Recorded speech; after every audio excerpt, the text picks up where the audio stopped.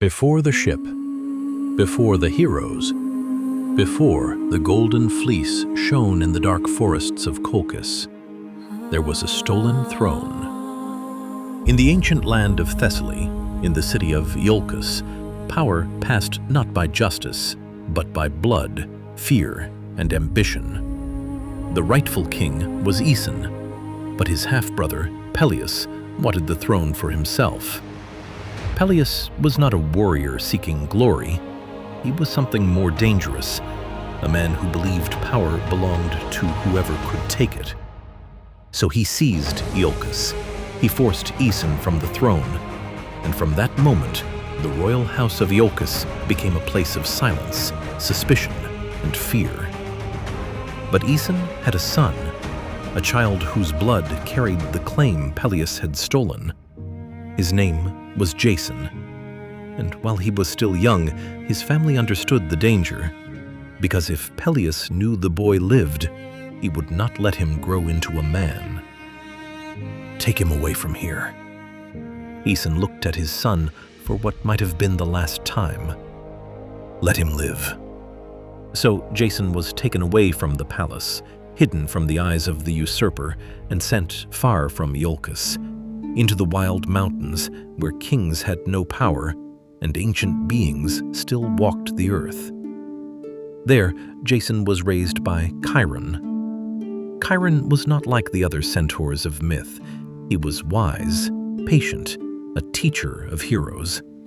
In his cave on Mount Pelion, Chiron trained the sons of kings, warriors, healers, and future legends. And under his care, Jason grew. He learned not only how to fight, but how to endure, how to read the land, how to listen before speaking, how to stand before danger without letting fear rule him. "Strength is not enough, Jason. A hero must know when to strike and when to carry a burden." Jason grew strong, but he did not grow cruel. And perhaps that was the first sign that he was different from Pelias. Years passed. The child hidden in the mountains became a young man, and the time came for Jason to return, not as a prince protected by palace walls, not as a boy running from death, but as the son of Aeson, the heir of Iolcus. Jason began the journey back to the city that should have been his, but the gods were already watching. On the road to Iolcus, Jason came to a river swollen with water. The current was strong, the crossing was dangerous, and at the edge of the river stood an old woman. She looked weak, poor, forgotten. She asked Jason to carry her across. "Young man, help me across." Many men would have passed her by. A prince on his way to reclaim a kingdom might have thought himself too important for such a task. But Jason did not. He looked at the river, then at the old woman. "Hold tightly." He lifted her onto his back and stepped into the water. The river pulled at him. The stones shifted beneath his feet. The current dragged against his legs. But he carried her across, step by step, breath by breath, until they reached the other side. And when Jason climbed onto the riverbank, something was gone. One of his sandals had been torn away by the current. Jason stood there with only one sandal on his foot. He did not yet know what it meant, but the old woman was not truly an old woman. She was Hera, queen of the gods, and by carrying her safely across the river, Jason had won her favor. "Remember this day, son of Aeson." Jason turned, but the old woman was gone. It was a small act, a human act, but in Greek myth, the smallest acts can awaken the largest destinies. Jason continued toward Iolcus, and as he entered the city, people stared.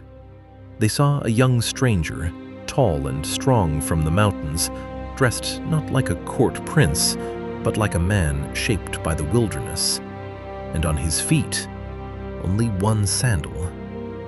The news reached Pelias quickly. A man had entered Iolcus wearing one sandal, and Pelias was afraid, because long ago he had heard a prophecy. An oracle had warned him to beware the man with one sandal, for that man would bring danger to his rule. Pelias had stolen a throne. He had lived for years surrounded by power, but fear had never left him. It had only been waiting. Now the prophecy had walked through his gates. "My king, a stranger has entered the city." Pelias did not look up. "He wears only one sandal." The room fell silent. Pelias slowly turned. "Bring him to me." Jason came before Pelias. He did not come with an army. He did not come with assassins or threats. He came with his name. "I am Jason." The hall watched him. "Son of Aeson, the rightful heir of Iolcus." Pelias looked at him and saw more than a young man. He saw judgment.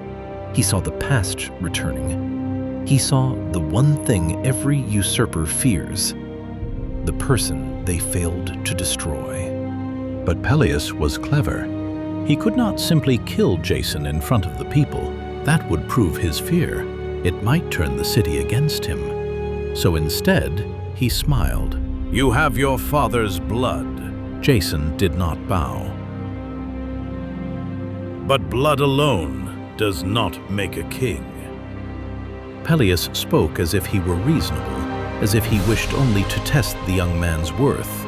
If Jason wanted the throne, Pelias said, then he must first prove himself. He must bring back something no ordinary man could obtain, something lost far beyond the familiar world of Greece, across dangerous seas, past strange kingdoms, into the distant land of Colchis. Pelias smiled. "Bring me the Golden Fleece." He expected Jason to die. The Golden Fleece was not only a treasure, it was a symbol of kingship, a sign of divine power, a relic from a story older than Jason himself. It had once belonged to a miraculous golden ram sent by the gods to save two royal children, Phrixus and Helle. The ram had carried them away from danger, flying over land and sea. But Helle fell into the waters below, giving her name to the Hellespont. Phrixus survived and reached Colchis, a distant kingdom at the edge of the known world. There, he sacrificed the ram to Zeus and gave its golden fleece to King Aeetes. The fleece was hung in a sacred grove, guarded by a sleepless dragon. No man could simply walk in and take it. No king could buy it. No thief could steal it and live. And Pelias knew this. That was why he chose it. This was not a quest. It was a death sentence disguised as honor. But Jason accepted. Perhaps he was brave. Perhaps he was young. Perhaps he still believed that justice could be won by courage alone. "If this is the price of my father's throne," Jason looked at Pelias, "then I will bring it back." Pelias watched him in silence. He had sent men to war before. He had seen men boast before. But this was different. Jason was not boasting. He believed what he said. And that made him dangerous. Jason did not yet know what the quest would cost. He did not know that he would need the greatest heroes in Greece to follow him. He did not know that he would sail beyond the world he understood. He did not know that in Colchis he would meet Medea, the woman who would save him, love him, betray her own blood for him, and one day become the darkest part of his legend. For now, Jason saw only the path before him, a stolen throne, an impossible task, a golden prize waiting in a distant land. And somewhere beyond the mountains and the sea, fate had already begun to move. The age of the Argonauts was about to begin.